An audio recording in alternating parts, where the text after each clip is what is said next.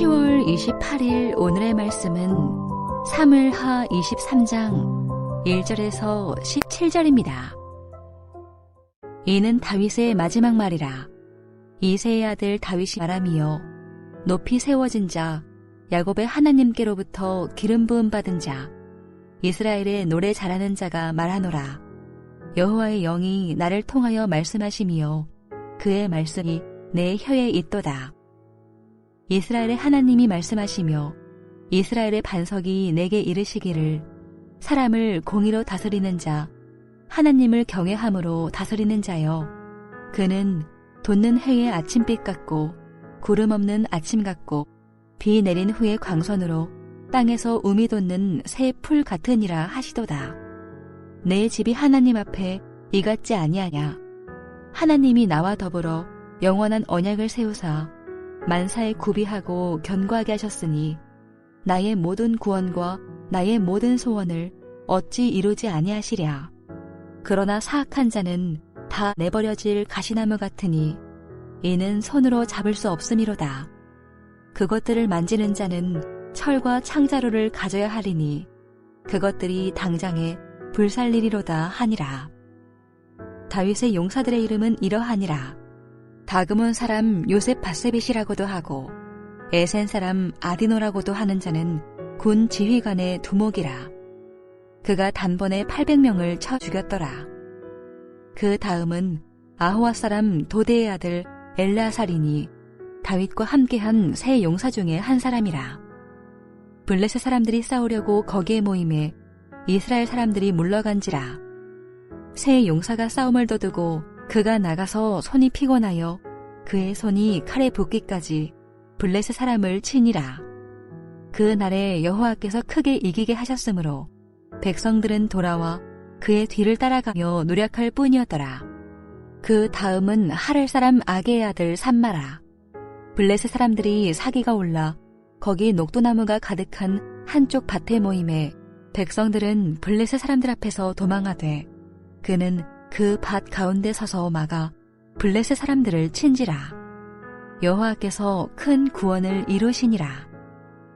또 30둠 중 세 사람이 곡식 뺄 때에 아둘람 굴에 내려가 다윗에게 나아갔는데 때에 블레셋 사람의 한 무리가 르바임 골짜기에 진쳤더라. 그때에 다윗은 산성에 있고 그때에 블레셋 사람의 요새는 베들레헴에 있는지라. 다윗이 소원하여 이르되 베들레헴 성문 곁 우물물을 누가 내게 마시게 할까 하매 세 용사가 블레셋 사람의 진영을 돌파하고 지나가서 베들레헴 성문 곁 우물물을 길어가지고 다윗에게로 왔으나 다윗이 마시기를 기뻐하지 아니하고 그 물을 여호와께 부어드리며 이르되 여호와여 내가 나를 위하여 결단코 이런 일을 하지 아니하리이다. 이는 목숨을 걸고 갔던 사람들의 피가 아니니까 하고 마시기를 즐겨하지 아니하니라. 세 용사가 이런 일을 행하였더라. 사무엘하 23장 1절에서 17절 말씀을 함께 묵상하겠습니다. 사무엘하 22장은 다윗이 자신의 인생을 돌아보면서 하나님께서 베푸신 은혜와 사랑, 특별히 언약을 신실하게 지키신 하나님의 역사하심을 찬양하고 감사하였습니다. 그리고 다윗은 사무엘하 23장 1절에서 7절에 그의 백성들 그리고 이스라엘을 이끌 신하들 그리고 다음에 왕이 될 자에게 마지막 말 유언을 남기고 있습니다. 다윗은 이 마지막 말을 남기면서 1절과 2절에 자신이 어떤 존재인지를 드러내는데요. 여기서 중요한 것은 자신을 드러내는 것이 아니라 자신을 세우신 하나님이 어떤 분인지를 드러내고 있습니다. 먼저 자신을 이새의 아들로 높이 세워진 자라고 말하지요. 이새는 평범한 가문의 사람입니다. 하지만 하나님께서 그 평범한 이새의 아들을 높이 드셨다고 하지요. 이 말은 하나님께서 다윗과 함께 하시고 다윗을 영광스럽게 하셨다는 말이지요. 그리고 야곱의 하나님이 기름 부어 세운 왕이라고 하였습니다. 왜 야곱의 하나님이 기름 부어 세운 왕이라고 하였을까요? 그것은 야곱의 축복 때문입니다. 야곱이 죽을 때 자신의 12아들에게 유언을 하는데요. 이 유언이 창세기 49장에 기록되어 있습니다. 야곱이 유언을 할 때 유다에게 이런 유언을 하였습니다. 49장 12절에 규가 유다를 떠나지 아니할 것이라고 하였지요. 이 규는 왕이 가지고 있는 호를 뜻하는데요. 유다의 후손이 왕이 될 것이라는 뜻이죠. 이 유다의 후손이 바로 다윗입니다. 그리고 다윗의 후손이 예수 그리스도지요. 그러니 야곱의 하나님이란 말은 야곱이 한 유언, 유다 자손을 통해서 왕이 태어날 것이라는 언약을 자신을 왕을 세우심으로 하나님께서 신실하게 지켰다는 말이죠. 그러니 야곱의 하나님이란 말은 언약을 지키시는 하나님이라는 말과 같습니다. 그리고 자신을 이스라엘에서 노래 잘하는 자라고 하지요. 이는 자신이 하나님의 행하심, 하나님의 약속을 가장 잘 알고 노래 부르는 자라는 의미입니다. 이런 자신에게 하나님께서 영으로 임하셔서 말씀하시니 그 말씀을 허투루 듣거나 흘려 듣지 말고 인생과 삶 그리고 마음 한가운데 새겨 넣으라고 하는 것입니다. 그 마지막 말의 핵심이 3절과 4절입니다. 모든 사람을 공의로 다스리는 왕, 하나님을 두려워하는 왕은 하나님께서 구름이 끼지 않는 아침에 떠오르는 맑은 아침 햇살과 같다고 하시고 비가 온 뒤에 땅에서 새싹을 돋게 하는 햇빛과 같다고 하셨지요. 어떤 왕이 맑은 아침에 햇살과 같고 비 온 뒤에 새싹을 돋게 하는 햇빛과 같다고요? 바로 모든 사람을 공의로 다스리고 하나님을 두려워하는 왕입니다. 여러분, 하나님 나라의 왕은 변하지 않는 두 가지 직무를 감당해야 합니다. 하나는 하나님을 두려워하는 것이고요. 또 하나는 백성을 공의로 다스리는 것입니다. 이 일을 하는 자가 하나님 나라의 왕입니다. 그런데요, 왕이 되면 이 일을 하기가 참으로 어렵습니다. 왕은 강력한 힘을 가지고 있죠. 그렇기에 그 힘으로 백성을 무시하고 학대할 수 있습니다. 또한 그 힘이 있기에 하나님을 두려워하지 않고 경외하지 않을 수 있습니다. 이 두 가지를 순종한 왕은 역사에서 이름이 아름답게 빛날 것이고 이것을 거부한 왕은 역사의 뒤안길로 사라질 것입니다. 이 사실을 가장 대표적으로 드러낸 왕이 솔로몬이죠. 솔로몬의 초기 통치는 하나님을 경외하며 백성을 공의로 다스렸습니다. 하지만 나라가 강대해지고 솔로몬이 교만하게 되면서 결국 하나님을 멀리하고 백성을 자신의 뜻대로 다스리게 되었습니다. 사랑하는 성도 여러분, 이것은 비단 왕만이 수행해야 할 직무가 아닙니다. 교회의 목사, 다스리는 장로, 그리고 모든 리더에게 요구되는 사항이 있지요. 하나님을 두려워하고 성도를 공의로 세우는 것입니다. 이 두 가지를 순종하는 것은 쉬운 일은 아니지만 이것은 그리스도인에게 가장 중요한 덕목입니다. 5절에 다윗은 다윗 왕조가 이렇게 되었다고 고백하지요.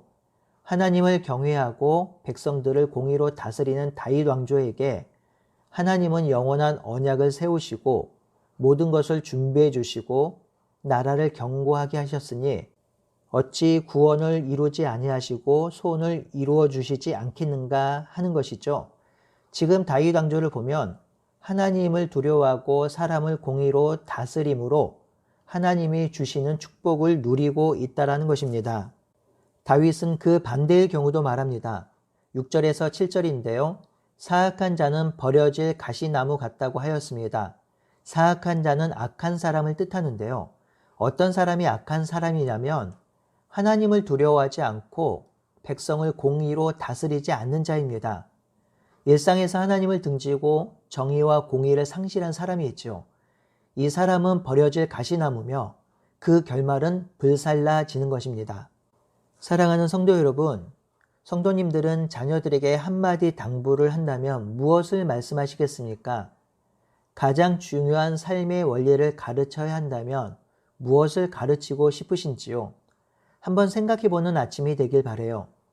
저도 생각해 보았습니다. 제가 처음 사역을 할 때 저의 책상 앞에 붙여놓은 말씀이 있는데요. 로마서 14장 8절 말씀입니다. 우리가 살아도 주를 위해 살고 죽어도 주를 위해 죽나니 그러므로 사나 죽으나 우리가 주의 것이로다 하는 말씀이었습니다. 그런데 어느 날 제가 이 말씀을 떼었습니다. 너무나 부담되고 순종하기 힘든 말씀이어서 그런 것 같습니다.